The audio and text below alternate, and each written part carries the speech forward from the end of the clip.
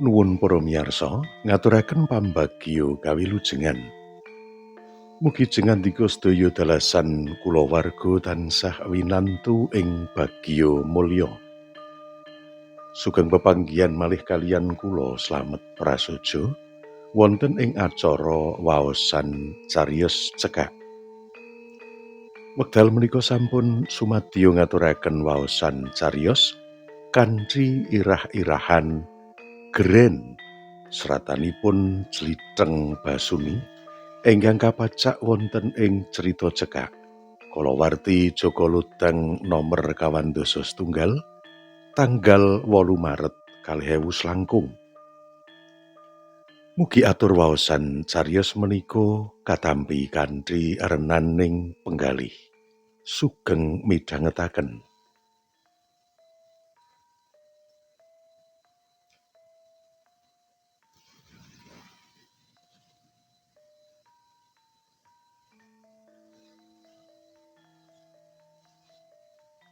Maesan saka kayu katon wis gapuk.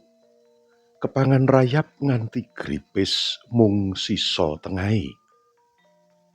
Tulisan saka spidol ireng sing maune dolah mung kari huruf O karo L wae. Suket papringan lateng lan lamuran tukul ana sak kiwa tengene. Lemahe sing maune munthuk nalika 7 taun kepungkur jeglong. Mbok menawa kayu telisike wis gapuk, lemahe jugruk. Wis 7 ruwah Jayanti ora gren.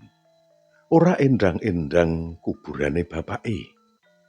Saploke geger karo Tarmuji kakange 7 taun kepungkur, sasat abot banget rasane sikile Jayanti jumangkah ngidak desa kelairane.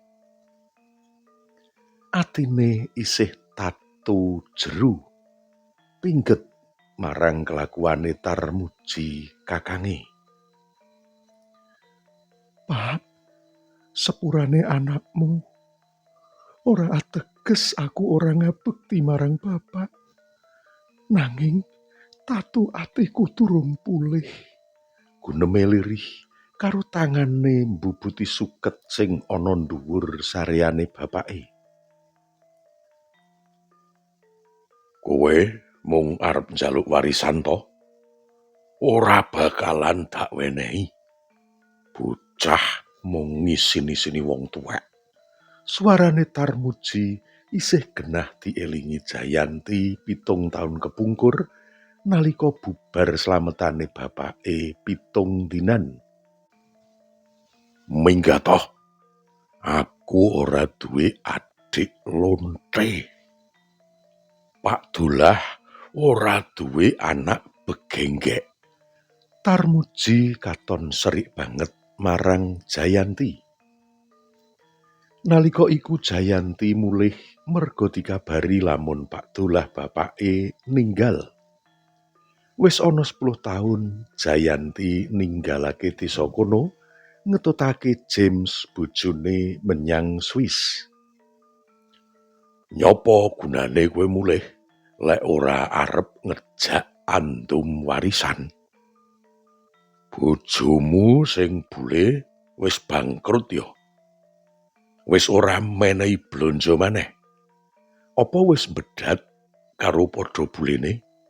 Pitakone Tarmuji keprungu manasake kuping. Pengen rasane wektu iku ngrawus kakange. Nanging Jayanti isih nduweni rasa welas nyawang juminten ibune kang mung nangis weruh Tarmuji ngundhamana entek amek kurang golek marang adine. Aku mulih ora arep njaluk warisan, Kang. Mung pengen menehi hormat lan melu ndedonga marang suwargi bapak. Saure Jayanti ngupaya kalem sak bisa-bisane. Ora ana pedahe dongane wong murtad kaya awakmu. ra bakal diijabahi. Anak sing murang sarak, adol awak, malah ngrandhati bapak ana alam kono. Luwih becik ndang lunga saka omah iki. Abang ireng raine Tarmuji anggone nesu. Sanalika iku Jayanti nyaut tas sing durung sempat diudal isine. Tangise wis ora kena diampet maneh. Diambung tangane juminten ibune, banjur pamit.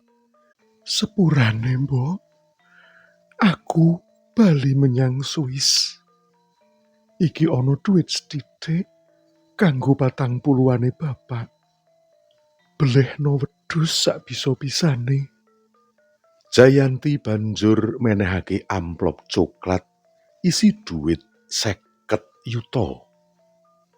Klepat bali ninggalake juminten kang isih nangis geru-geru. Isih kangen marang anak wedok kang digembol 9 sasi luwih suwene. Ora butuh dhuwit unthuk.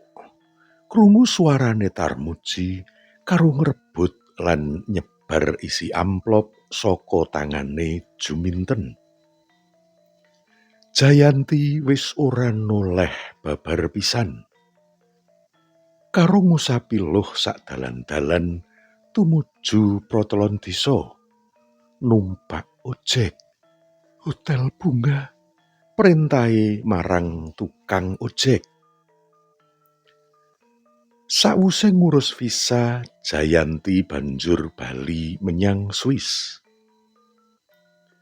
Setahun bacute nalika juminten ibune ninggal, Jayanti ora kekabaran. Wola-wali anggone njaluk kabar liwat WA lan telepon marang Dewi ponakane ora ana sauran. Nomer telepone diblokir. Weruh-weruh lagi winginane nalika dheweke ana hotel anggone nginep, ora sengaja kepethuk Ratna, anake Lastri kancane SD mbiyen sing dadi karyawan hotel kono. Menehi kabar lamun Mbah Juminten 6 taun kepungkur wis nututi Pak Dullah bojone sowan mring Kang Maha Kuwasa.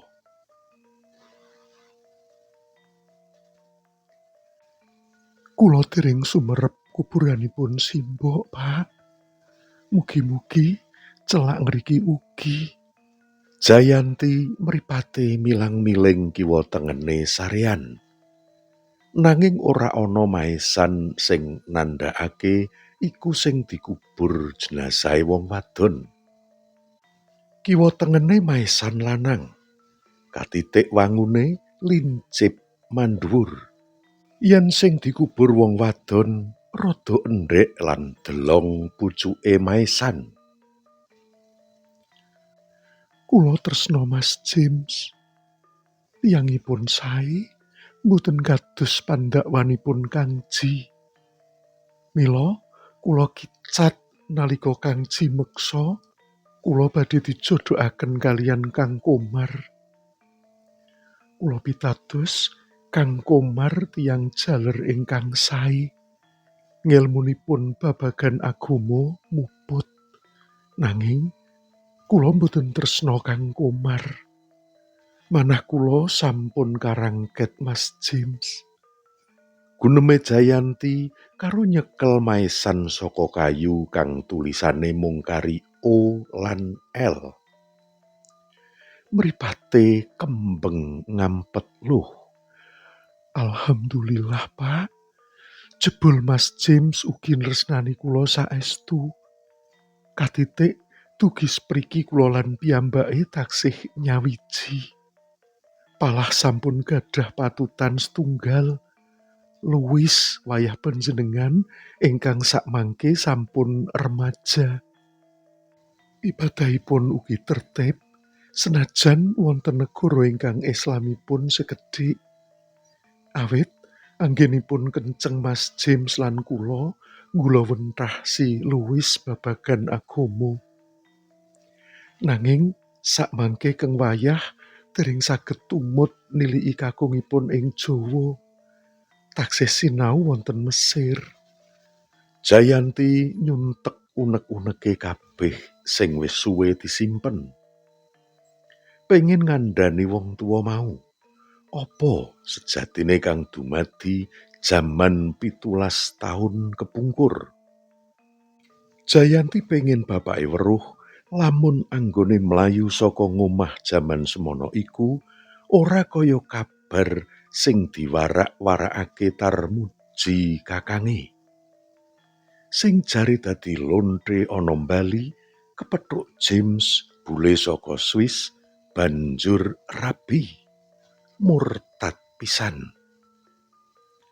Makbrol tangise ora kena diampet maneh.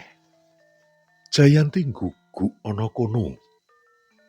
Tangane nyekel maesan kayu kang wis gapuk. Anggone nangis ora merga susah. Jayanti kepara ana rasa marem, wis bisa nyuntek unek-uneke sing kapendhem suwe. Kaya-kaya bapake ngrungokake kabeh sing diomongake. Jayanti rumangsa luput gedhe, wani bedal nrajang pepenginane wong tuwane loro sing pengin njodhokake dheweke karo Komar, wong lanang sing dianggep bakal bisa dadi imame. Dudu James sing durung diweruhi duwe agama apa ora. Kula kepengin sumerep saryanipun ibu, Pak. Nanging kula mboten wantun mampir wonten dalemipun Kangji. Jayanti ajrih menawi Kangji duka. Senajan sayektosipun kula sampun boten gadah rasa serik kaliyan piyambakipun. Jayanti estu ajrih. Mangke palah dados dukanipun Kangji marang Jayanti. Kula sampun ngapunten Kangji, senajan piyambakipun boten nate nyuwun ngapunten dhateng kula.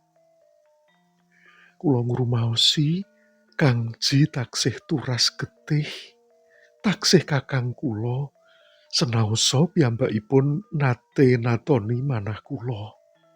Samangke kula sampun boten gadah rasa serik. Tatu kula sampun mantun. Pinggetipun manah sampun ical. Keroyo-royo tebih saking Swiss dugi ngriki, ngupaya supados saged geren ing wulan ruwah kados padatanipun tiyang Jawa saderengipun mlebet wulan pasa. Nanging kula boten saged nemoni saryanipun simbok. Nyuwun pangapunten sanget, Pak. Tangane Jayanti banjur nyawurake kembang kenanga lan mawar anggone tuku saka pasar desa. Kae tak dudohi sareane simbok. Dumadakan saka mburi ana swara mangkono. Jayanti noleh. Ana pawongan lanang kang wis tuwa ngadeg ana mburine. Wong lanang mau wis suwe anggone ana kono. Krungu kabeh apa kang digunemake Jayanti. Isih eling aku? Takone wong lanang mau. Jayanti nguasake wong lanang kang katon kuru. Praupane kempong. Jenggot lan brengose ngembang jambu. Nyopros. Gawe kopiah ireng semu kuning. Klambine koko putih uga wis mbulak kuning. Katon lungset. Sarunge ireng klawu ngepir pinggir ngisor saking lawase. Nalika mripate Jayanti weruh bathuke pawongan lanang, ana tatune tilas kebacok arit sing nguwoh dadi daging, Jayanti lagi eling. Kangji, tangane nuding kaya ora percaya. "Iya, ah, aku Tarmuji kakangmu," saure pawongan lanang mau. Babar pisan Jayanti ora ngira yen iku Tarmuji kakangane. Umure mestine isih durung ana 50, nanging katon wis tuwa, kaya wis umur 70 taun. "Wis suwe anggonku pengen njaluk sepura marang awakmu, Ti. Nanging sajake aku kepaten obor, ora weruh nomer tilponmu.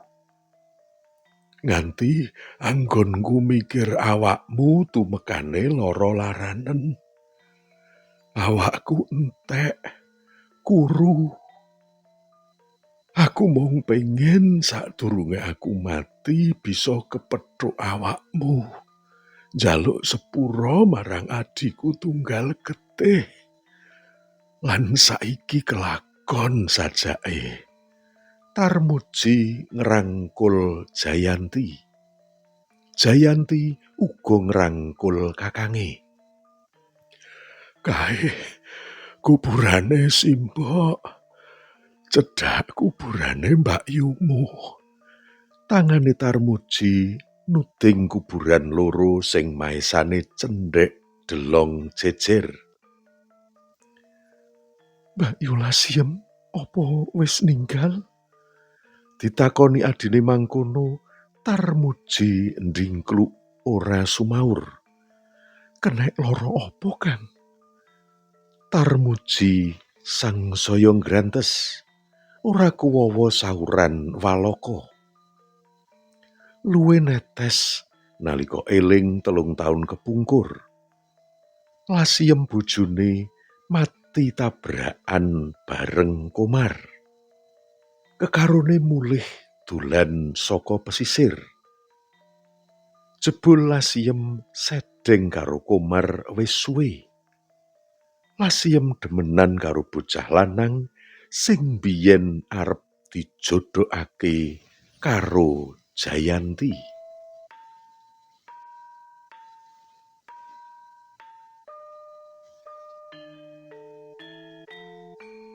Mekaten menggah pungkasaning cariyos kanthi irah-irahan Geren seratanipun Jlitheng Basuni ingkang kapethik saking crita cekak kalawarti Joko Ludang nomer 201 tanggal 8 Maret 2019. Mugi atur waosan cariyos menika saged dados panglipur sawetawis.